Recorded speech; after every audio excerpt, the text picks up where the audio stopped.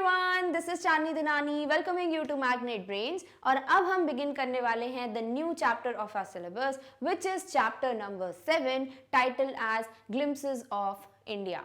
अब इस चैप्टर में ना आपको 3 डिफरेंट स्टोरीज गिवन हैं, तो इस चैप्टर को हम 3 डिफरेंट पार्ट्स में डिवाइड करेंगे। फर्स्ट पार्ट जिस स्टोरी के नाम है भाई अ baker from Goa, secondly is the story about Coorg and third story is about a tea from Assam. तो ये तीनों जो स्टोरीज के जो पार्ट्स गिवन है ना आपको, ये तीनों पार्ट्स क्या कर रहे हैं, आपको इंडिया का एक ब्रीफ व्यू दे रहे हैं, एक छोटा सा व्यू दे रहे हैं इंडिया के बारे में कि कितनी डाइवर्सिटी है हमारी कंट्री में, कितने डिफरेंट कल्चर्स हैं, डिफरेंट चीज़ों की वजह से नोन है, कितनी खूबसूरत है इंडिया। ये सारी चीज़ें हमको इस चैप्टर में गिवन है। तो डिफरेंट पर्सपेक्टिव्स गिवन है अलग अलग ऑथर्स के थ्रू, जिन्होंने अपने स्टोरीज या अपने एक्सपीरियंसेस या कहीं के कल्चर के बारे में कुछ ना कुछ डिस्कस किया है। तो ये सब क्या कर रहे हैं, ये सब आपको एक ग्लिम्प्स दे रहे हैं, एक व्यू दे रहे हैं इंडिया का, इसीलिए इसको टाइटल किया गया है ग्लिम्पसेस ऑफ इंडिया। क्लियर? अब यहाँ पर 3 ग्लिम्पसेस हैं आपको। एक आपको बताएंगे भाई गोवा के बारे में, तभी नाम दिया है अ बेकर फ्रॉम गोवा। जो नेक्स्ट हम देखेंगे story in the next video वो होगी कुर्ग के बारे में, जो कर्नाटका में सिचुएटेड है। And then we will see a tea from Assam, यानी हम कुछ डिस्कशंस जो हमारा नेशनल ड्रिंक है टी भाई चाय, उसके बारे में बात करेंगे। क्लियर? तो अभी के लिए हम फोकस करते हैं on the very first story which is a baker from Goa which is written by Lucio Rodrigues. अब ये जो स्टोरी है ना बड़ी इंटरेस्टिंग सी स्टोरी है, क्योंकि इसमें आपको गोवा के कल्चर के बारे में पता चलेगा, जो कि जब पोर्चुगीज के अंडर गोवा था, Portuguese used to rule Goa, they were like for lot of years they have ruled Goa. तो तब एक कल्चर था कि उस वक्त बेकर्स बड़े फेमस होते थे। बेकर्स मतलब जो बेक करते हो, जैसे हम किनको बोलते हैं भाई बेकर्स, केक वगैरह हो गए, ब्रेड्स हो गए, कुकीज़ हो गए, इनको जो बनाते हैं राइट, जो बेक करते हैं उन्हें हम बोलते हैं बेकर्स। तो यहाँ गोवा में बहुत ज़्यादा फेमस होती है ब्रेड, लोव्स ऑफ ब्रेड। तो वो ब्रेड जो है पोर्चुगीज के टाइम से, जब से वो रूल करते थे तब से ही एक कल्चर का पार्ट है, और इस ब्रेड को बहुत ज़्यादा बोल सकते हो खाया जाता है वहाँ पर। और आज भी अगर आप जाओगे ना तो ये ब्रेड आपको मिलती है। ठीक है? तो ये जो ऑथर हैं वो हमें बता रहे हैं अपने टाइम की बात कि कैसे ये ब्रेड के लिए लोग इतना एक्साइटेड होते थे, जो बेकर होता था उसे क्या कहा जाता था, किस तरीके से वो आते थे, दिखते थे, और इतना एक्साइटमेंट होता था कि ऑथर एक जगह पे हमको ये भी बताएंगे कि जब सुबह सुबह ये बेकर आते थे अपनी ब्रेड्स को सेल करने, तो ये जो बच्चे होते थे इन लोग को ये भी नहीं होता था कि हम ब्रश कर लें, टीथ ब्रश कर लें। उनको लगता था कि यार ब्रशिंग की ज़रूरत क्या है, हम तो बस भैया चाय लेंगे और उससे साथ ब्रेड ब्रेड खाएंगे, तो चाय से अल्टीमेटली क्या होगा, मुंह तो साफ ही हो जाएगा।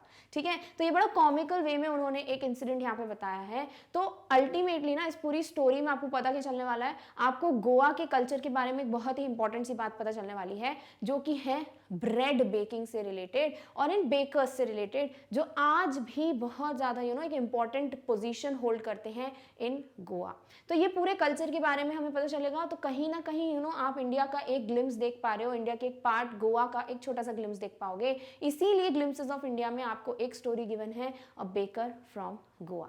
क्लियर? तो चलिए जल्दी से हम एक इंट्रोडक्शन देख लेते हैं about the author who is Lucio Rodrigues, and then we will see a line an outline of the story, and then we'll begin with the story with the very first paragraph. Clear?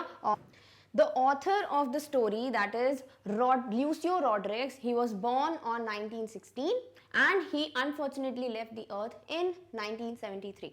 And he was a very great well-known Konkani essayist, यानी कि उनकी English या फिर Konkani languages में बहुत ज़्यादा writings जो है फेमस थी।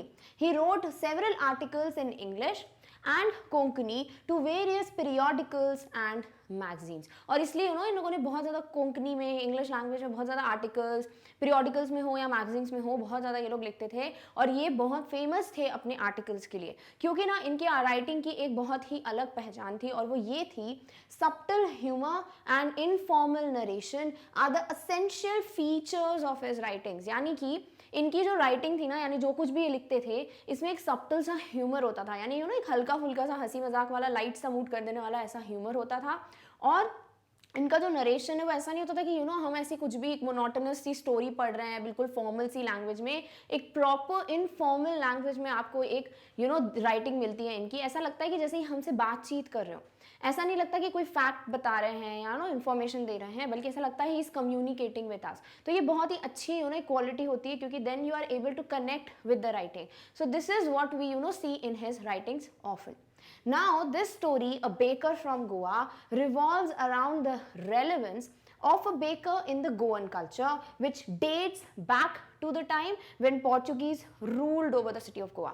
अब एक आउटलाइन में अगर हम कहें ना ऐसे 2-3 लाइन्स में कि हम पढ़ने क्या वाले हैं, तो हम ये पढ़ेंगे इस वीडियो में कि जो बेकर्स होते थे गोवा में जब पोर्चुगीज का रूल चलता था, यानी जो पोर्चुगीज पीपल होते थे बिलोंगिंग टू द पोर्चुगल, वहाँ के लोग जब गोवा पे रूल करते थे, that time bakers were very famous.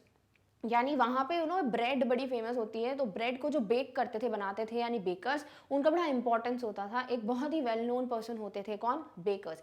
ऐसा नहीं बोल रहे कि एक सुपीरियर टाइप की बातचीत हो रही है, ऐसा नहीं। एक होता है ना एक कल्चर के बारे में अगर आप कुछ बातें कर रहे हो तो एक पर्टिकुलर चीज़ ज़रूर आती है। तो गोवन कल्चर में जो बेकर्स होते थे उनकी बड़ी बातचीत होती है, और आज भी उनकी एक पोजिशन है गोवा कल्चर में, गोवन कल्चर में। क्लियर? तो वही हम देखने वाले हैं इस स्टोरी में, तभी लिखा है अ बेकर फ्रॉम गोवा, यानी कि गोवा में जो बेकर्स होते हैं उनके बारे में हम पढ़ने वाले हैं। क्लियर? तो चलिए डायरेक्टली अब जंप करते हैं into the story which is a baker from Goa. So हमारी फर्स्ट स्टोरी है भाई अ बेकर फ्रॉम गोवा। इसमें this is a pen portrait. Pen portrait का मतलब क्या होता है? जब हम इनफॉर्मली किसी के बारे में डिस्क्रिप्शन दे रहे होते हैं, किसी के बारे में बता रहे होते हैं, that is what a pen portrait means. So this is a pen portrait of a traditional Goan village baker who still has an important place in his society. तो ये क्या है? एक pen portrait है. A pen portrait is an informal description of a person or a group of people. और हमें already पता है भाई जो हमारे author हैं इनकी राइटिंग में ऑलरेडी आपको बहुत इनफॉर्मल सी राइटिंग मिलती है, ऐसा लगता है कि हमसे डिस्कशन कर रहे हैं। तो this is also what a pen portrait, एक इनफॉर्मल सा डिस्क्रिप्शन है किसके बारे में?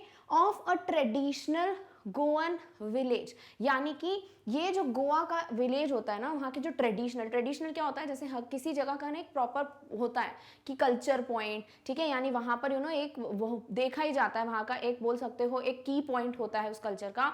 तो ये भी कौन है भाई? ट्रेडिशनल गोवन विलेज बेकर के बारे में हम स्टोरी पढ़ने वाले हैं, हु स्टिल, यानी कि जिनकी आज भी एक इंपॉर्टेंट प्लेस है सोसाइटी में। Clear? Our elders are often heard reminiscing nostalgically about those good old Portuguese days, the Portuguese and their famous loaves of bread. अब है ना हमारे जो एल्डर्स हैं, जो हमारे बड़े बुजुर्ग हैं, यानी कि आर का मतलब क्या हो रहा है यहाँ पर? जो हमारे ऑथर है उनके एल्डर्स की बात हो रही है, ठीक है। तो ऑथर खुद नरेट कर रहे हैं स्टोरी, तो वो बोल रहे हैं कि मेरे जो एल्डर्स होते थे, जो बड़े बुजुर्ग, यानी जो वहाँ गोवा में पहले रहते थे, we are often heard reminiscing nostalgically, यानी कि वो क्या करते हैं? They think fondly of the past, यानी कि होता है ना ऐसे कि कुछ लोग बोलते हैं हमारे ज़माने में ऐसा होता था, हमारे टाइम पे तो ऐसा हुआ करता था। हमारे पेरेंट्स भी बोलते हैं, दादा दादी से, नाना नानी से भी सुनते हो कुछ अपनी स्टोरीज। तो वैसे ही यहाँ नरेटर बता रहे हैं कि इनके जो एल्डर्स होते थे, बड़े बुजुर्ग, वो बड़ा ही प्यार से अपने पास्ट के बारे में सोचते थे। They used to do reminiscing nostalgically. Nostalgic का क्या मतलब होता है? जब हम पुरानी चीज़ों को सोचकर बड़े खुश हो जाते हैं, ऐसा लगता है कि बहुत पुरानी सी फीलिंग आ रही है, that is what nostalgic means. Okay, about those good old Portuguese days. कब के बारे में सोचते थे वो? जब पोर्चुगीज का रूल चलता था, Portugal people used to rule Goa, तब की बातें सोचकर इनके एल्डर्स बड़े खुश होते थे। The Portuguese and their famous loaves of bread. और क्यों? क्योंकि पोर्चुगीज लोगों का एक बड़ा अच्छी सी बोल सकते हो एक छोड़कर गए थे वो विरासत में, वो था लोव्स ऑफ ब्रेड। यानी गोवा में आपको बहुत ज़्यादा ब्रेड्स देखने को मिलती है। लोव्स ऑफ ब्रेड यानी कि कुछ ऐसे होते हैं बंडल में एक पूरा, और इसमें पीसेस कट किए जाते हैं। This is what a loaf of bread mean. तो ये बड़ा फेमस है कहाँ पर? गोवा के कल्चर में। और इसी के बारे में नरेटर बोल रहे हैं कि हमारे एल्डर्स जो है सोच के बड़ा खुश होते थे। Clear? All right. Those eaters of loaves might have vanished, but the makers are still there. अब यहाँ लिखा है those eaters, इसका मतलब क्या हो रहा है कि जो पोर्चुगीज पीपल थे, ठीक है ना, they were the ones who used to eat bread at that time.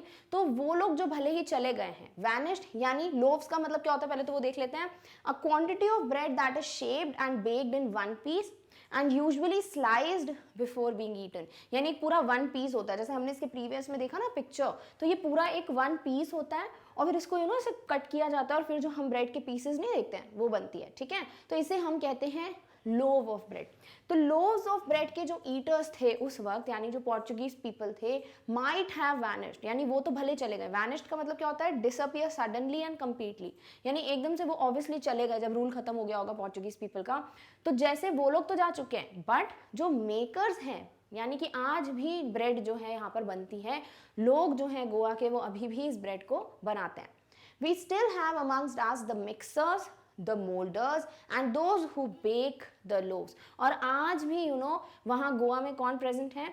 Mixers, यानी कि होता है ना जो डो प्रिपेयर करना होता है, यानी ब्रेड बनाने के लिए जो आटा लगाना होता है मेन डो, उसको जो प्रिपेयर करते हैं उसे कहेंगे मिक्सर्स। सेकेंडली मोल्डर्स, मोल्डर्स यानी मोल्ड करना, यानी a person who moulds dough into a shape, एक प्रॉपर शेप देना उस ब्रेड को, ताकि एक पर्टिकुलर शेप में वो ब्रेड जो है बेक हो पाए, वो हो जाएगा मोल्डर्स। और फिर होते हैं those who bake the loaves, यानी कि एक फर्नेस होता है जिसे हम भट्टी बोलते हैं हिंदी में। इसमें क्या होती है? बहुत ज़्यादा फायर होती है, टेम्परेचर बहुत ज़्यादा होता है, और इसमें फिर इस ब्रेड को रख के क्या किया जाता है? बेक किया जाता है, बनाया जाता है। तो ये क्या हो जाते हैं? बेकर्स हो जाते हैं, जो इस ब्रेड को अल्टीमेटली बेक करके फाइनल स्टेज तक पहुंचाते हैं। क्लियर? तो भले ही Portuguese people have left the place, भले ही जो खाने वाले थे ब्रेड वो चले गए हैं, बट अभी तक बनाने वाले प्रेजेंट हैं। और हमारे पास मिक्सर्स भी हैं जो डो बनाते हैं, जो उसे मोल्ड करते हैं प्रॉपर शेप में, द मोल्डर्स, और फिर उसको फाइनली जो बेक करते हैं, द बेकर्स। आज भी ये सब वहाँ पे प्रेजेंट हैं। Clear? All right. Those age old time tested furnaces still exist. और जो फर्नेसेस अभी बताया ना जैसे भट्टी है, तो वो फर्नेस जो है वो आज भी यहाँ पर मौजूद है, यानी जो एज ओल्ड, यानी इतने पुराने हैं, टाइम टेस्टेड, टाइम के साथ इतनी बार काम, भरी हो सकता है कि वो पर्टिकुलर नहीं हो आज फर्नेसेस, बट धीरे धीरे वैसे ही फर्नेसेस बने हो। तो आज भी ये फर्नेसेस मतलब an enclose structure in which materials can be heated to very high temperatures, जैसे अभी हमने देखा भट्टी, राइट। तो वो जो है फर्नेसेस आज भी प्रेजेंट हैं, जिसमें ये ब्रेड बेक की जाती है। The fire in the furnaces has not yet been extinguished. Now what does extinguished means? Cause a fire to cease to burn, यानी कि डेफिनेटली ऑब्वियसली गोवा से वो लोग जा चुके हैं, but the bakers, the moulders and even the furnaces, सब कुछ आज भी प्रेजेंट है। यानी वो फर्नेस, वो भट्टी जिसमें सारी ब्रेड्स वगैरह बनती हैं, आज भी प्रेजेंट है। और फायर जो है ना एक्सटिंग्विश नहीं हुई है, यानी बुझी नहीं है, आज भी फायर जल रही, इसका मतलब आज भी उन्हें यूज किया जाता है। The thud and jingle of the traditional baker's bamboo heralding his arrival in the morning can still be heard in some places।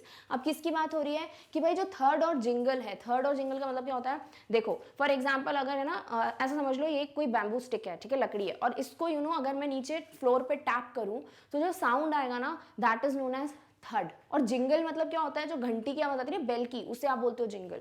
तो क्या होता था ना, ये जो बेकर्स हैं वो अपनी बैम्बू स्टिक से थर्ड और जिंगल की आवाज निकालते थे, यानी he used to pat his bamboo stick on the road, और उसके बाद जो उसमें घंटियां लगी रहती थी, बेल्स लगी रहती थी, उससे बिल्कुल जिंगल का साउंड आता था, यानी कि एक बेल वाला साउंड आता था। तो मेक और cause to make a light metallic ringing sound, उसे कहते हो थर्ड एंड जिंगल, ठीक है।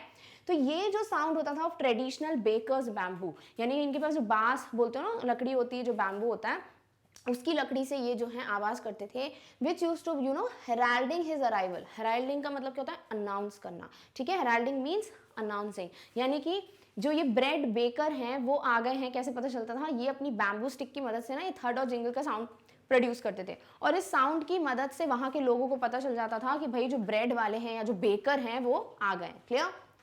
His arrival in the morning can still be heard in some places, यानी आज भी वहाँ पर कुछ कुछ प्लेसेस पे ये बेकर्स, ये ब्रेड वाले जो होते हैं वो जाते हैं, और उनका जो है साउंड, जो थर्ड और सिंगल का साउंड है कि भाई हम आ गए हैं।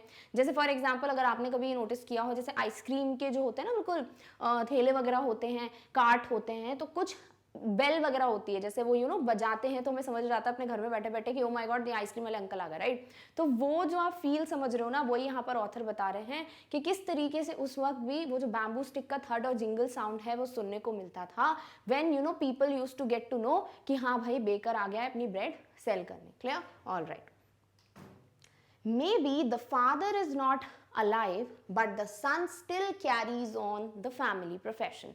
अब क्या बोल रहे हैं कि मे बी फादर यानी कि जब जिनने स्टार्ट किया होगा बिजनेस, फिर उनके बच्चे हैं, तो जनरेशन आफ्टर जनरेशन एक प्रोफेशन पास ऑन होता है, राइट। तो यहाँ क्या कह रहे हैं कि मे बी उस वक्त जो लोग बेक करते थे, ब्रेड या सेल करते थे, वो भले ही आज अलाइव नहीं है, बट उनके बच्चों ने इसे कैरी फॉरवर्ड किया है, somewhere they have carried the profession in their life.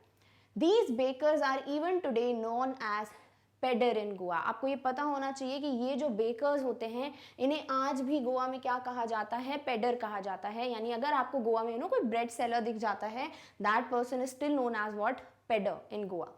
During our childhood in Goa, the baker used to be our friend, companion and guide. अब यहाँ पे क्या बोल रहा है नरेटर कि जब वो छोटे थे, ठीक है, ड्यूरिंग हिज चाइल्डहुड डेज, जो बेकर होते थे ना, वो इनके क्या होते थे, एक तरीके से फ्रेंड होते थे, कंपनी देते थे, कंपेनियन होते थे और एक गाइड होते थे, राइट। इतना मतलब क्लोज रिलेशन होता था तब के लोगों का विथ द बेकर्स।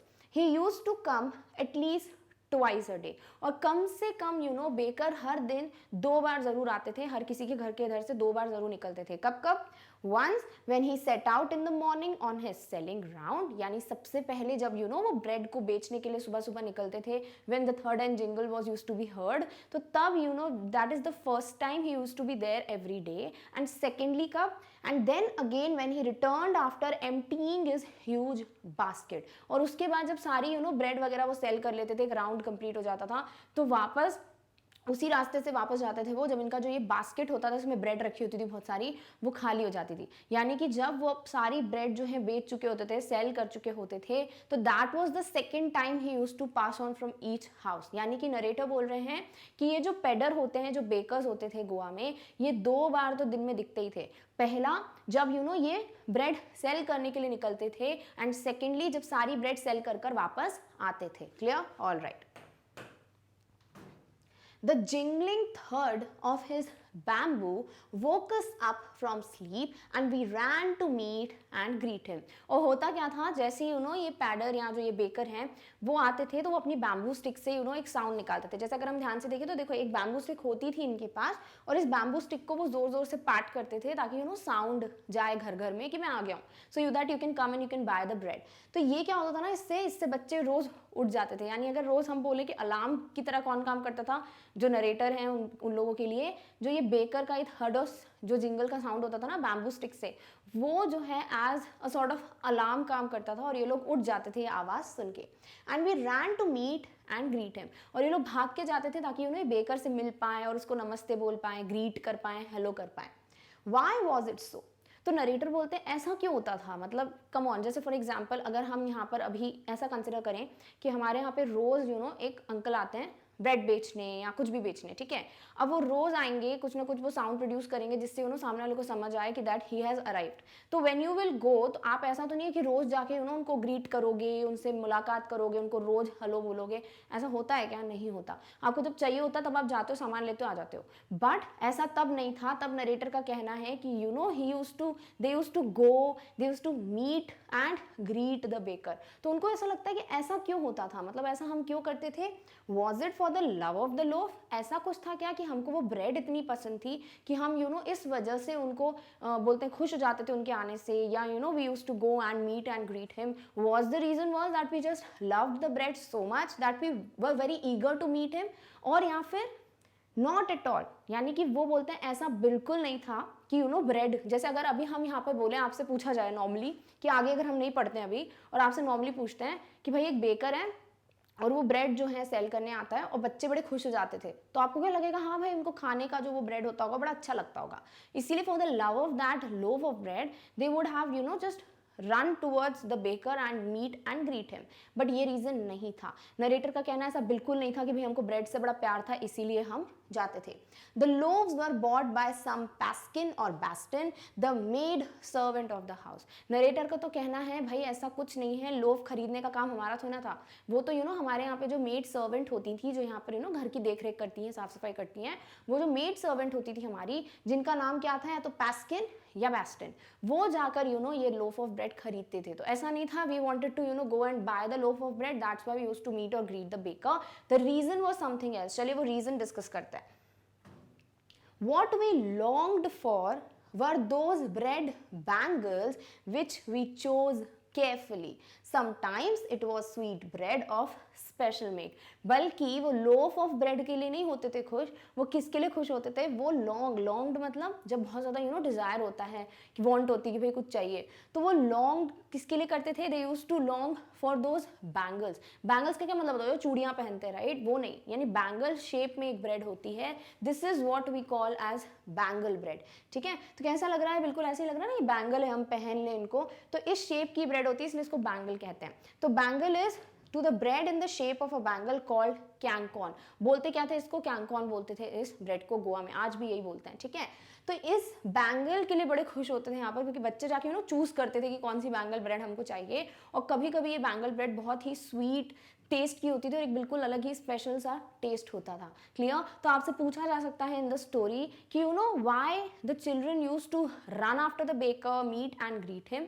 तो आप बोलोगे they were longing for the bangles, they used to love the sweet bread which is known as bangles, and that's why they used to just run and buy those breads. Clear, all right.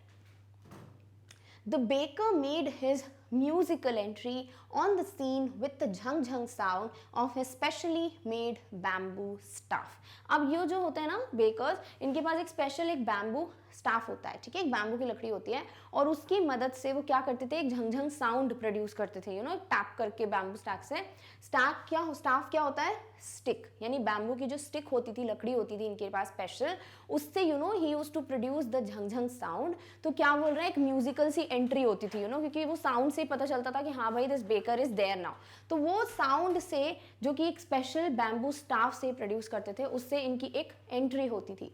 One hand supported the basket on his head and the other banged the bamboo on the ground. अब ये क्या करते थे ना, एक हाथ से ये बैम्बू, फॉर एग्जाम्पल आप इमेजिन करोगे this is a bamboo staff. ठीक है, एक हाथ से ये बैम्बू स्टाफ पकड़ के नीचे साउंड प्रोड्यूस करते थे, और एक हाथ से ये अपने सर पे जो बास्केट रखा होता था ना उसको बैलेंस करते थे. ठीक है, जनरली आप देखते हो बहुत बार आजकल भी कुछ ऐसे विमेन दिख जाती हैं, one who sells the vegetables, तो वो बास्केट सर पर रख के आते हैं, राइट. तो एक हाथ से वो बास्केट को बैलेंस करते थे, एक हाथ से बैम्बू स्टाफ से आवाज करते थे कि पीपल कुड रिकॉग्नाइज कि हाँ भाई उनको पता चल जाएगा कि बेकर आ गए. ठीक है, and the other banged the bamboo on the ground. He would greet the lady of the house with good morning and then place his basket on the vertical bamboo. और फिर ये क्या करते थे, ये जैसे भी फॉर एग्जाम्पल देखो ज़्यादातर ये सब खाने वाने की चीज़ें हैं तो लेडी खरीदेगी ऑफ द हाउस. तो लेडी जो भी होती थी घर की, विमेन जो भी होती थी, वो जाकर जब खरीदने जाती थी ब्रेड, तो सबसे पहले बेकर उनको गुड मॉर्निंग विश करते थे, और उसके बाद ये बैम्बू स्टाफ को वर्टिकल यानी सीधे रखकर लाइन में उसके ऊपर बास्केट को बैलेंस करते थे.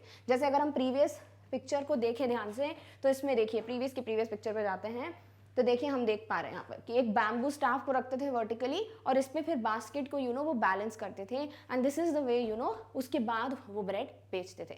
तो सबसे पहले वो क्या करते थे, they used to wish good morning to the lady of the house, and then they used to balance the basket on the vertical bamboo. We kids would be pushed aside with a mild rebuke and the loaves would be delivered to the servant. अब यहाँ narrator क्या बोल रहे हैं कि भाई बच्चे हैं तो ये तो खुशी खुशी जाते थे ब्रेड खरीदने, पर इनका कोई काम तो है नहीं, तो क्या करते थे ना, इनके घर वाले या जो भी सर्वेंट होते थे वो इनको पुश असाइड यानी थोड़ा धक्का दे देते थे. किससे, with rebuke. Rebuke means an expression of disapproval, scolding कह सकते हैं. डांट करके, स्कोल्ड करते हुए बच्चों को असाइड पुश कर दिया जाता था, साइड में पुश कर दिया जाता था कि भाई हटो, ये हमारा काम है ब्रेड खरीदने का. और उसके बाद जो सर्वेंट है ना वो लोव्स ऑफ ब्रेड खरीदते थे and they used to take it home. Clear, all right.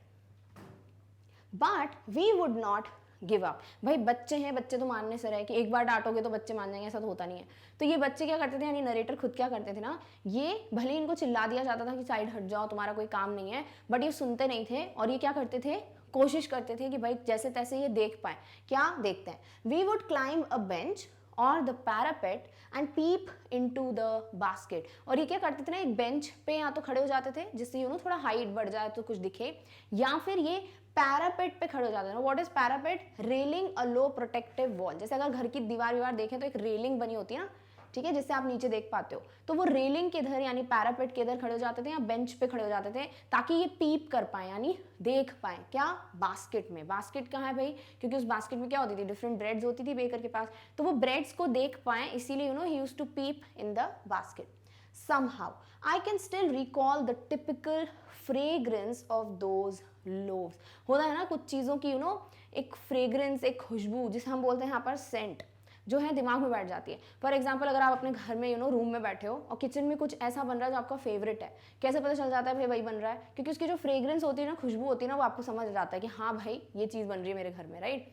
Same way में नरेटर बचपन से उस ब्रेड, वो बेकर, वो खुशबू वो सब कुछ देखते आए हैं, फील करते हुए आए हैं। तो आज भी वो बोलते हैं, यानी जब इन्हें स्टोरी लिखी थी, कि उस वक्त भी उनको वो खुशबू, वो फ्रेग्रेंस जो है महसूस होती थी, फील होती थी of those loaves of bread. Loaves for the elders and the bangles for the children. और वो लोव्स कौन खाते थे भाई? जो बड़े बुजुर्ग घर के होते थे या एल्डर्स होते थे, वो लोग खाते थे लोव्स ऑफ ब्रेड। और बच्चों के लिए क्या बनती थी भाई? बच्चों के लिए स्पेशली बैंगल्स लिए जाते थे, यानी वो जो बैंगल शेप की ब्रेड है उससे बच्चे खाया करते थे। बैंगल्स का मतलब हमें पता है भाई, यहाँ पर जो बैंगल शेप की ब्रेड है जिसे हमने कैंकॉन कहा है इन गोवा। क्लियर? तो ये कुछ नरेटर अपना पूरा सीन बता रहे हैं कि किस तरीके से जब बेकर आते थे, तो by just hearing that heard and jingle sound, people use to come out of the house. बच्चे जो एकदम से उठ जाते थे, they use to run towards the baker.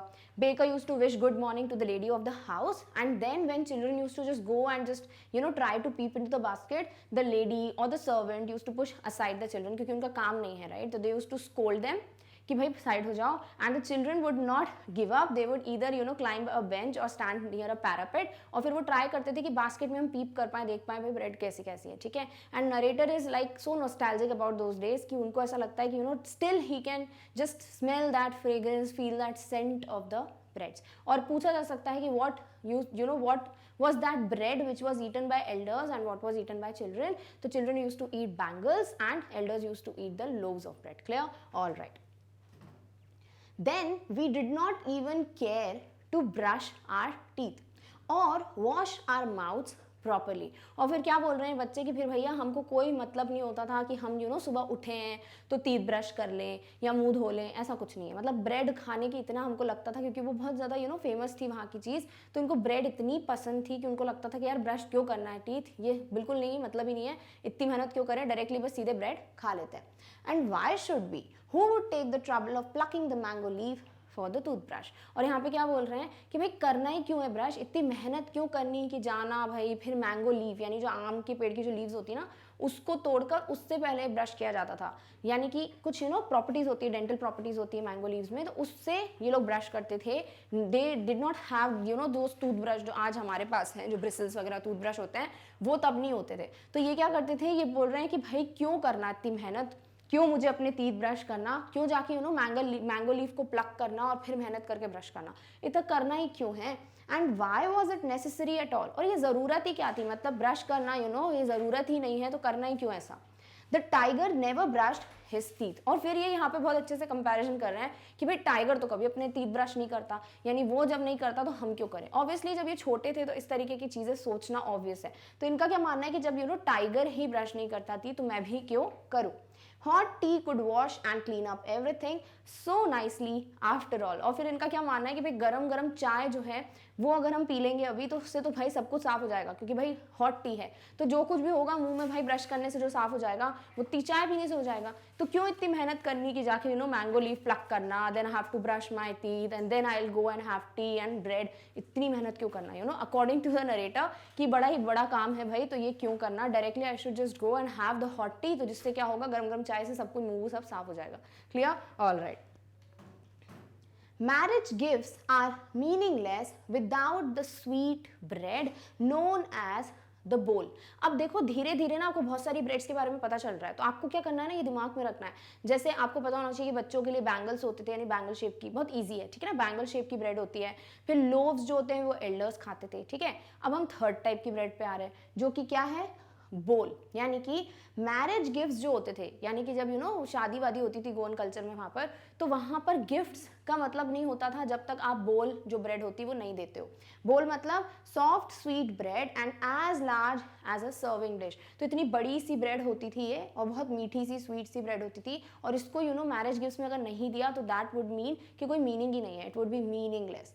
Just as a party और a feast loses its charm without bread. जैसे कि अगर कोई पार्टी में चले जाओ या फीस्ट में, फीस्ट का मतलब क्या होता है, a large meal typically a celebratory one, जब एक साथ सब खाना वाना खाते हैं, बहुत ही सेलिब्रेशन वगैरह होता है, तो अगर पार्टी और फीस्ट जो है इसमें ब्रेड नहीं हुई, ये उतना ही मीनिंगलेस साउंड करता है जितना मैरिज गिफ्ट्स में अगर आपने बोल ब्रेड नहीं दिया। तो यहाँ पे क्या होता है ना, जैसे फॉर एग्जांपल अगर आप बर्थडे पार्टी में जाते हो, बर्थडे पार्टी में केक ही नहीं हुआ तो क्या मतलब, सब कुछ है, ठीक है, हर टाइप की वैरायटी का खाना है, सब कुछ आपके पास, बट आपके पास केक ही नहीं है बर्थडे पार्टी में, तो क्या होगा, मीनिंगलेस होगा, राइट। तो सेम वे में जो ये बोल ब्रेड थी वो मैरिज गिफ्ट्स में अगर नहीं दी तो it would be equally meaningless, जैसे कि किसी पार्टी या फीस्ट में ब्रेड नहीं हो।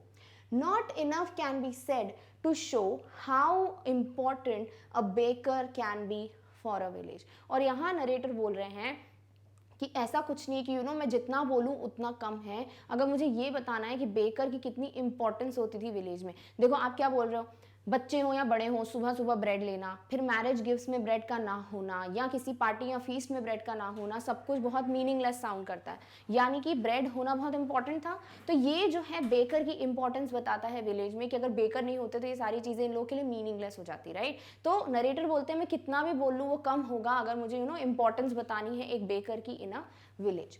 The lady of the house must prepare sandwiches on the occasion of her daughter's engagement। और जो lady of the house यानी जो मम्मा होती हैं, जो मेन लेडी होती है घर की, उनका ये फर्ज बनता था, या तब क्या होता था कि ये अपनी बेटी की engagement के दिन, यानी कि when her daughter is getting engaged, that time she has to make sandwiches। sandwiches क्या होता है, ब्रेड और उसमें स्टफिंग वगैरह होती है, राइट। तो ये जो है वहाँ का बोल सकते हो कल्चरल पॉइंट होता था कि अगर इंगेजमेंट हो रही है किसी की बेटी की तो उस वक्त सैंडविच बनाना बहुत इंपॉर्टेंट होता था। तो ये सब चीज़ें क्या बता रहे हैं कि किस तरीके से बेकर इंपॉर्टेंट थे, यानी बेकर नहीं तो ब्रेड नहीं, ब्रेड नहीं तो ये सारी जो कल्चरल चीज़ें हैं वो कहीं ना कहीं पॉसिबल नहीं हो पाती। Clear, all right.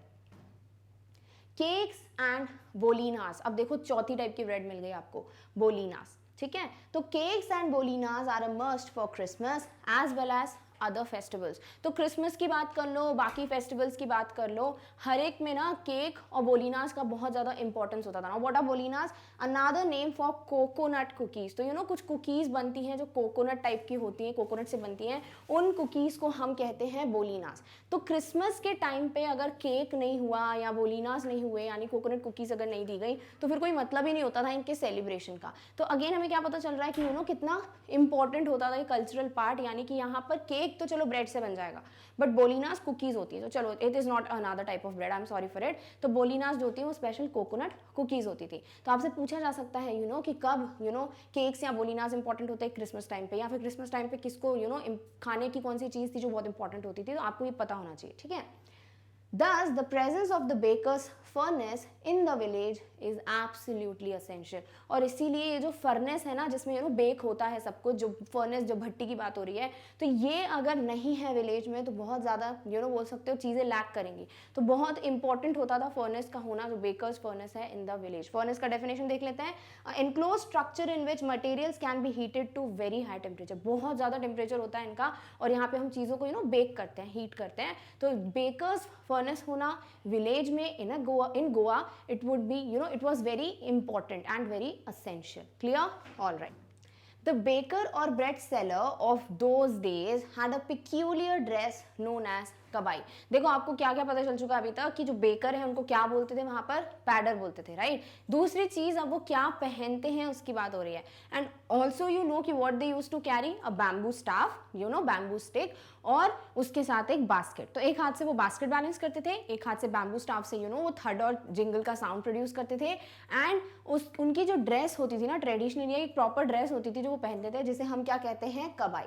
It was a single piece long frock reaching down to the knees। अब कैसा होता था कि एक सिंगल सा फ्रॉक टाइप का, जैसे हम अगर अब देखें ना कि एक T shirt type, T shirt dress बोलते हैं जिसको, राइट, यानी कि हम एक वो ड्रेस पहन लेते हैं वो नीज के नीचे तक टच होती है। तो ऐसी एक सिंगल सा पीस फ्रॉक टाइप का ऐसा होता था उनका ड्रेसअप, जिसे हम क्या कहते हैं, कबाई कहते हैं। In our childhood, we saw bakers wearing a shirt and trousers which were shorter than full length ones and longer than half pants। अब देखो पहले उनने क्या बोला है कि एक ट्रेडिशनल, दोज डेज का मतलब क्या हो गया कि जब पोर्चुगीज रूल था।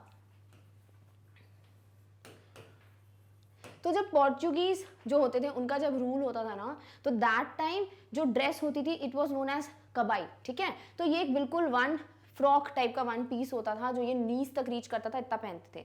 बट जब नरेटर छोटे थे, यानी जब वो अपने टाइम की बात कर रहे हैं, तब बेकर्स को क्या देखा जाता था, एक शर्ट पहने हुए रहते थे और एक पैंट पहनते थे जो कि फुल जो पैंट होती ना नीचे तक टच होती है उससे छोटी होती थी, और जो शॉर्ट पैंट होती है अबव द नीज उससे बड़ी होती थी। तो कह सकते हो कि एक शर्ट पहनते थे और एक पैंट पहनते थे जो ऑलमोस्ट नीज से थोड़ा सा नीचे होता था। तो दिस वॉज समथिंग जो कि कॉस्ट्यूम था, बोल सकते हो, जो बेकर्स पहनते थे। कब अटायर था उनका, व्हेन नरेटर वाज स्मॉल। तो आपसे देखो दोनों चीजें पूछ सकते हैं कि how the dress up or the attire of bakers was different when narrator was small or during the old good days, या फिर बोल सकते हैं पोर्चुगीज रूल। तो यहाँ पर हम क्या बोलेंगे कि when there was this Portuguese rule और when there were these older days, that time they used to wear one piece जो कि एक नीज तक टच करता था, एक फ्रॉक टाइप का वन पीस होता था। But when narrator was small, at that time the bakers used to wear a shirt and a pant जो कि फुल पैंट से छोटी और शॉर्ट पैंट से बड़ी होती थी। Clear? Even today, anyone who wears a half pant which reaches just below the knees invites the comment that he is dressed like a padder। अब ऐसा होता है ना कि जैसे फॉर एग्जाम्पल अगर हम कोई एक अटायर की बात करें, जैसे अगर आप रेड वाइट कलर की साड़ी देखते हो तो वो एक बंगाली अटायर है, वेरी ब्यूटीफुल साड़ी, राइट? वैसे ही अगर आप कुछ साउथ इंडियन टाइप का गेटअप देखते हो, बहुत प्यारी सी बॉर्डर वाली जो साड़ीज होती हैं, अगर वो कोई पहनता है तो हम बोलते हैं, राइट, कि ये तो साउथ इंडियन टाइप लुक हो गया आपका। जैसे अगर आप कल्चरल प्रोग्राम में कभी पार्टिसिपेट करते हो तो आप एक एक जगह का एक बिल्कुल कल्चरल अटायर कैरी करते हो, which is the best feeling I guess. तो इन सब से हम क्या करते हैं, हम डिफाइन करते हैं कुछ ना कुछ अटायर पे बेस्ड। वैसे ही नरेटर बोलते हैं कि आज भी, जब इन्होंने स्टोरी लिखी तब की बात है, कि आज भी अगर किसी इंसान को शर्ट और हाफ पैंट जो नीज से बिल्कुल टच हो रही है, नीज से थोड़ी सी बड़ी है, मतलब नीचे है, अगर ऐसा कुछ अटायर किसी को पहने हुए देखते हैं तो लोगों का कॉमेंट सीधे ही आता है कि अरे ये तो पैडर की तरह, यानी एक बेकर की तरह ड्रेसअप हुआ है। The baker usually collected his bills at the end of the month। आपको पता है अब जैसे कि ना कुछ लोग होते हैं जो मिल्क खरीदते हैं, milkman comes to our house और वो डेली जितना भी लीटर्स आपको मिल्क चाहिए वो दे के जाते हैं, right?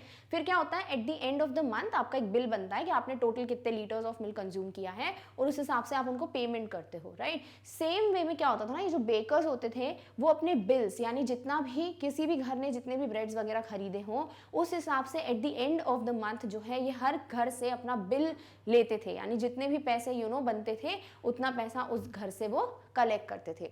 Monthly accounts used to be recorded on some wall in pencil. और क्या होता था ना, एक कोई दीवार होती थी उसमें पेंसिल की मदद से ये लोग लिख देते थे कि भाई कितना कितना किस घर से पैसे लेने हैं। तो इससे क्या होता था ना, देखो तब ऐसा पेपर लेके चलना है, मोबाइल लेके चलना है तो होता नहीं था, तो वो क्या करते थे, पेंसिल लेते थे और दीवार पे लिख देते थे ताकि इनको क्लियर रहे कि किस घर से मुझे कितना पैसा लेना है। और फिर उस पे बेस जो है at the end of the month ये अपने बिल्स कलेक्ट करते थे। Baking was indeed a profitable profession in the old days. और बेकिंग जो होती थी ना वो उस वक्त पे बहुत प्रॉफिटेबल प्रोफेशन था। आज भी अगर आप देखो ना कि बहुत से लोग बेकिंग में बहुत वैरायटी, जैसे आप बहुत सारी जगह देख लो, इतने डिफरेंट टाइप के केक्स बनते हैं, डिफरेंट पेस्ट्रीज बनती है, कुकीज़ बनती है। तो बेकरी एक बहुत अच्छा प्रोफेशन है आज के टाइम पे भी, राइट? और उस वक्त जो है गोवा में बेकरी एक बहुत प्रॉफिटेबल प्रोफेशन होता था। हमें पता भी चल रहा है भाई कि बेकर्स कितने इंपॉर्टेंट थे। कोई भी ओकेशन हो, इंगेजमेंट हो, पार्टी हो, फीस्ट हो, क्रिसमस हो, मैरिजेस हो, हर चीज़ में ब्रेड चाहिए, राइट? तो बेकर्स का बड़ा ही प्रॉफिटेबल प्रोफेशन होता था। कब? उस ओल्ड डेज में, यानी जो पोर्चुगीज रूल था। The baker and his family never starved. और इतना प्रॉफिटेबल प्रोफेशन था तो ऑब्वियस सी बात है कि जो भी बेकर होगा उसकी फैमिली होगी, they would never starve. Starve का मतलब सफर और डाई, और कॉज टू सफर और डाई फ्रॉम हंगर। या तो बहुत भूखे रह जाना बोलते हैं ना, कि बिल्कुल भूखे रह जाना या भूख के मारे मर जाना, उसे आप कहते हो स्टार्व करना। तो जैसे जैसे कभी कभी हमको बहुत भूख लगती है तो हम क्या बोलते हैं, हम स्टार्विंग, यानी कि मेरे को पता है भूख से बड़ी प्रॉब्लम, भूख से परेशान हो रही हूँ, राइट? तो ये स्टार्व वर्ड का मतलब यहाँ पर ऐसा हो जाता है कि क्योंकि बेकिंग बहुत ज़्यादा नोन और प्रॉफिटेबल प्रोफेशन माना जाता था गोवा में तब, तो जो भी बेकर होता था या उसकी फैमिली होती थी ना, they never suffered due to starving. Clear? All right. He, his family and his servants always looked happy and prosperous. और वो खुद हो बेकर, उनकी फैमिली हो या फिर उनके सर्वेंट्स हो, यानी कि जो इनकी मदद करते होंगे इनके घर में या फिर बेकिंग में मदद करते होंगे, वो लोग हमेशा खुश और प्रॉस्परस दिखते थे, यानी कि सब कुछ हो जिसके पास, इस तरीके से फीलिंग आती थी उन लोगों को देखकर। Their plump physique was an open testimony to this. Plump physique का मतलब क्या होता है? Plump physique मतलब प्लेजेंटली फैट बॉडी होता है ना, बिल्कुल मोटे ताजे से बिल्कुल क्यूट से लोग होते हैं, इनको हम बोलते हैं प्लम्प सी फिजिक होना। तो बेकर्स ऑब्वियसली क्योंकि प्रॉफिटेबल बिजनेस था, सब था इनके पास, अच्छा खासा पैसा कमा लेते थे, तो ये लोग जो है सब बोलते हैं ना कि खाते पीते घर के हैं। जैसे कि मतलब अगर किसी की बहुत ज़्यादा ऐसा, तो आजकल तो उल्टा ही होता है, आप जितना पैसा खर्च करते हो उतना आप जिम में जाते हो, ठीक है। बट तब क्या होता था ना कि जब जितना जो इंसान कमा रहा है मीन्स उतना ही वो मस्त मोटा ताज़ा है। तो जिनकी भी प्लम्प फिजिक विजिक दिख जाती थी ना, वो बिल्कुल बेकर ही होगा। Was an open testimony to this. और क्योंकि बेकर या फिर उनकी फैमिली या सर्वेंट्स जो हैं वो खुश थे, प्रॉस्परस थे, या ये प्रोफेशन जो है प्रॉफिटेबल था, ये कैसे प्रूफ हो रहा है? ओपन टेस्टिमनी मतलब पब्लिक स्टेटमेंट अबाउट कैरेक्टर और क्वालिटी, यानी बिल्कुल एक प्रूफ दे देना, जनहित में जारी जो बोलते हो, यानी एक बिल्कुल प्रॉपर प्रूफ होता था क्या कि इनकी जो प्लम्प फिजिक होती थी ना, बिल्कुल मोटे ताजे होते थे, तो उससे पता चलता था कि हाँ डेफिनेटली ये लोग बहुत खुश हैं। Even today, any person with a jackfruit-like physical appearance is easily compared to a baker. और आज भी अगर किसी की जैकफ्रूट टाइप की फिजिक होती, जैकफ्रूट मतलब the very large edible fruit of the jackfruit tree, जिसे आप कटहल बोलते हो हिंदी में, तो ये जो होता है ना इसे आप जैकफ्रूट कहते हो, बड़ा बढ़िया सा एक मस्त बड़ी सी है ना वो फ्रूट होता है। तो आप क्या बोल रहे हैं यहाँ पे ऑथर जो है, हमें देखो पता है कि जो ये ऑथर है ना बड़े सब्टल ह्यूमर का यूज करते हैं, जैसे टाइगर ब्रश नहीं करता तो मैं क्यों करूँ, या हॉट टी पीऊंगा तो ऑलरेडी मुंह साफ हो जाएगा, वैसे ही प्लम्प फिजिक। और फिर वो बोल रहे हैं कि आज भी अगर किसी का जैकफ्रूट टाइप यानी बिल्कुल फूला हुआ मोटा ताजा अगर कोई दिखता है, तो तभी उनको किससे कंपेयर कर दिया जाता है? बेकर से कंपेयर कर दिया जाता है कि भैया ये तो बेकर जैसा मस्त प्लम्प फिजिक वाला है। Clear? All right. Now this is the end of the chapter, ठीक है। तो this was the complete story. I know थोड़ी छोटी सी स्टोरी है, but this was fun I guess. तो आपको बहुत सी चीज़ें पता चली हैं इस चैप्टर में, राइट। तो apart from the fun we had, the enjoyment we have reading this story, आपको बहुत सारे कॉन्सेप्ट्स भी पता होना चाहिए। जैसे आपको सारी ब्रेड्स के बारे में पता होना चाहिए, बोल क्या है, बोलिनास क्या है, फिर बैंगल्स क्या हैं, लोफ ऑफ ब्रेड क्या है। देन आपको ये पता होना चाहिए कि पोर्चुगीज डे और अभी के हिसाब से अटायर में क्या डिफरेंस है। नेक्स्ट पता होना चाहिए आपको कि किस तरीके से इनको पता चलता था कि बेकर आ गया है, because of that third and jingle sound of the bamboo staff. फिर इसके बाद बच्चे जो हैं वो कितना एक्साइटेड होते थे, या फिर बेकर की इतनी इंपॉर्टेंस क्यों होती थी गोवन कल्चर में, वो भी आपको पता होना चाहिए। तो ओवरऑल आपको एक पूरा ब्रीफ डिस्क्रिप्शन मिल गया है of one of the cultures, यानी जो बेकर्स होते थे उनकी कितनी इंपॉर्टेंट प्लेस है, आज भी सोसाइटी में उनकी बहुत इंपॉर्टेंट प्लेस है। आज भी आप गोवा में चले जाओ, आपको बहुत अच्छी अच्छी ब्रेड्स मिल जाएंगी। तो यही चीज़ जो है ऑथर ने बहुत ब्यूटीफुली हमें बताई है। तो this is one of the part of one of the cultures of our country India. तो अल्टीमेटली क्या है, ये ग्लिम्स ऑफ इंडिया है, एक व्यू हमें दिखा है कि किस तरीके से बेकर्स आर सो इम्पॉर्टेंट, क्या डिफरेंट कल्चर है वो ब्रेड का होना, ऑथर का ये बोलना कि आज भी उन्हें वो फ्रेग्रेंस फील होती है। तो ये सब चीज़ें बहुत मायने रखती हैं। जब तक आप अपने ट्रेडिशंस कल्चर्स इनके साथ अवेयर नहीं रहते हो ना कहीं आप अपनी कंट्री के साथ जुड़े हुए नहीं रह पाते हो। बट आई होप आपको एक जो कल्चर है, यानी जो गोवन कल्चर की बात है, बेकिंग वेकिंग की बात है, ये आपको पूरे अच्छे से समझ आ गई होगी। क्लियर? चलिए अब बहुत जल्दी से हम इस चैप्टर की थोड़ी बहुत समरी डिस्कस कर लेते हैं। So Goa is very much influenced by Portuguese. Definitely Goa जो है उसको बहुत सालों तक रूल किया गया है पोर्चुगीज के थ्रू। तो क्या होगा भाई, डेफिनेटली कुछ ना कुछ इम्पैक्ट तो पड़ेगा ही। तो उनके जो कल्चर्स थे ना, उस हिसाब से गोवा का कल्चर भी फॉर्म होने लगा था। Their traditional work can be still seen there. और उनके कुछ होता है ना ट्रेडिशनल, जैसे पेंटिंग्स वगैरह हो जाती हैं, कपड़े हो जाते हैं, गाने वाने होते हैं, तो बहुत सारी चीज़ें जो है ट्रेडिशनली आपको देखने को मिलती है हर जगह। तो वैसे ही गोवा में आप जाओगे ना, तो पोर्चुगीज का जो ट्रेडिशनल जो भी बोल सकते हो काम है, जो वर्क है वहाँ पर, वो आपको देखने को मिल जाएगा। The Portuguese are famous for preparing the loaves of bread. और पोर्चुगीज हमेशा से फेमस रहे हैं to prepare the loaves of bread. We can come across the bakers of bread. The writer tells about his childhood days in Goa when the baker used to visit their friends. यानी यहाँ पर क्या बोल रहे हैं कि किस तरीके से फ्रेंड क्यों बोला है, हमको पता है कि यहाँ पर हर एक इंसान जो है, जो बच्चे हैं, वो बेकर को एक फ्रेंड, एक कंपेनियन की तरह ट्रीट करते थे, गाइड की तरह ट्रीट करते थे। और इसीलिए यहाँ कहा क्या है गया है कि जैसे नरेटर बता रहे हैं कि जब वो छोटे होते थे तो कैसे एक बेकर जो है इनके घर आता था, ब्रेड वगैरह देके जाता था, वो जो फुल सीन होता था, फीलिंग होती थी, वो सब यहाँ नरेटर ने हमको बताई है। He used to visit the house twice a day. और हर एक घर में वो 2 बार जाते थे। पहले जब वो ब्रेड सेल करने के लिए सुबह सुबह निकलते थे तब, दूसरी बार जब वो रिटर्न कर रहे होते थे अपने एम्प्टी बास्केट के साथ। In the morning, his jingling sound of the bamboo woke them from sleep. They all ran to meet him. और सुबह सुबह जब एक थर्ड और जिंगल का साउंड आता था बैम्बू स्टाफ से, जो भी बेकर प्रोड्यूस करते थे, उस साउंड से क्या होता था ना, ये लोग सब उठ जाते थे और बच्चे जो है बिल्कुल भाग के जाते थे ताकि हम उन बेकर से मिल पाए, यानी कि जो नरेटर और जो बाकी बच्चे हैं वो बेकर से मिल पाए, इसलिए they used to run and go and meet. The loaves were purchased by the maid servant of the house। हमें पता है कि भाई यहाँ पर दो नाम भी दिए गए हैं कि मेड सर्वेंट जो होते थे वो जाके, या फिर लेडी ऑफ द हाउस जो भी होती थी, they use to go and buy the bread. बच्चों को बिल्कुल भी अलाउ नहीं किया जाता, बल्कि उनको डांट कर भगा दिया जाता था कि भाई तुम्हारा काम क्या है, तो तुम लोग जाओ। और जो लेडी होती थी घर की या फिर जो भी मेड सर्वेंट होते थे उनको गुड मॉर्निंग विश करते थे baker, and then they use to buy the bread. The villagers were much fond of the sweet bread known as बोल। पता है हमको यहाँ पर कि बोल जो ब्रेड की बात की गई है, जो कि क्या है, एक बहुत अच्छी स्वीट सी ब्रेड होती है, गोल शेप में, हमने पिक्चर भी देखा था। तो इस ब्रेड के लिए बहुत खुश होते थे लोग, क्योंकि बहुत अच्छी स्वीट सी ब्रेड होती थी, तो they used to be fond of eating it. The marriage gifts were meaningless without it. और अगर मैरिज गिफ्ट्स में बोल नहीं दिया, ब्रेड नहीं दी, तो उस वक्त इसको मीनिंगलेस माना जाता था, यानी आपके गिफ्ट का कोई वैल्यू ही नहीं है अगर बोल ब्रेड आपने नहीं दी। So the baker's furnace in the village was the most essential thing। तो whether क्रिसमस ले लीजिए, whether feast ले लीजिए, पार्टीज ले लीजिए, मैरिज फंक्शंस ले लीजिए, एंगेजमेंट्स ले लीजिए, हर एक चीज़ में ब्रेड का बहुत इंपॉर्टेंस होता था। तो जो बेकर्स फर्नेस है, यानी कि वो फर्नेस, वो एक इंस्ट्रूमेंट बोल सकते हो जिसमें ये सारी ब्रेड बेक की जाती थी, तो कहीं ना कहीं दैट वाज वेरी असेंशियल और important for the village. The lady of the house prepared sandwiches on the occasion of her daughter's engagement। In those days, the bread sellers wore a particular dress known as kabai। और engagement के time पे जो भी lady होती थी of the house, she used to bake sandwiches, यानी वो sandwiches बनाती थी, यानी हर एक चीज़ में ब्रेड का इंपॉर्टेंस बताया नरेटर ने। कोई भी ओकेजन ले लो, हर चीज़ में ब्रेड खाई जाती थी। क्लियर? फिर क्या बोला जा रहा है कि जो ब्रेड सेलर्स होते थे ना, जब पोर्चुगीज का रूल था तब के टाइम पे जो ये ड्रेस पहनते थे उसे कबाई कहा जाता था। एक वन पीस फ्रॉक टाइप की ड्रेस होती थी। It was a single piece long frock up to the knees।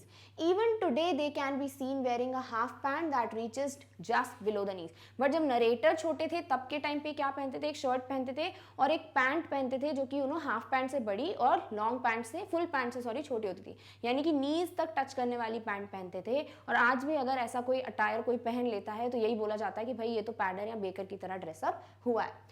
People usually comment that he is dressed like a padder। Baking was a profitable profession in the old days। The baker and his family never starved and they looked happy and prosperous। और ये जो baking का profession था obviously बहुत prosperous, बिल्कुल profitable सा business था, क्योंकि हमें पता चल रहा है भाई रोज़ ब्रेड का सेल होना, रोज़ खाली बास्केट लेके आना, हर एक ओकेजन में ब्रेड का इतना इंपॉर्टेंस, तो बेकिंग बहुत प्रॉफिटेबल बिजनेस हुआ करता था तब टाइम पे। और जो बेकर्स होते थे, उनकी फैमिलीज होती थी, उनके सर्वेंट्स होते थे, हर किसी का एक मस्त प्लम फिजिक होता था, तो they were very happy and prosperous in whatever they had। Clear? All right। So with this we come to an end of our story, which is first part और first story of the chapter 7 glimpses of India, जिसे कहा गया है अ baker from Goa. तो एक छोटा सा आपको व्यू मिला है, ग्लिम्स मिला है of the Goan culture related with the bread. यानी एक ब्रेड, अभी क्या बोलोगे, ब्रेड तो बहुत नॉर्मल वैल्यू की जाती है अभी, बट गोवा में ब्रेड का इतना ज़्यादा इंपॉर्टेंस होना, हर एक बोल सकते हो ओकेजन पे ब्रेड का खाना, अलग अलग टाइप की ब्रेड्स की अलग अलग ओकेजन से रिलेशन दिखाए गए हैं, इंपॉर्टेंस दिखाए गए हैं। This is totally something which tells कि हाँ भाई ये हमारी कंट्री में हो सकता है, जो डाइवर्सिटी है ना चीज़ों की, that we can see in India only, right. तो आई होप आपको ये स्टोरी पसंद आई होगी। Now in the next video we will see the next story, जो कि है कुर्ग, जो कि आपके कर्नाटका में ही एक प्रेजेंट डिस्ट्रिक्ट है, जिसकी बात हम करने वाले हैं in the next story very soon. Till then take care of yourself. और इस टॉपिक की नोट्स की लिंक आपको डिस्क्रिप्शन बॉक्स में मिल जाएगी। Thank you so much for watching. Bye.